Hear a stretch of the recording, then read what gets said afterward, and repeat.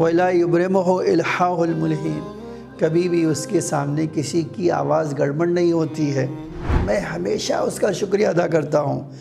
अला सर्राए व ज़र्राए, परेशानी में रहूँ या तकलीफ़ में रहूँ, सख्ती में रहूँ, आसानी में रहूँ, हर वक्त मैं उसका शुक्रिया अदा करता हूँ।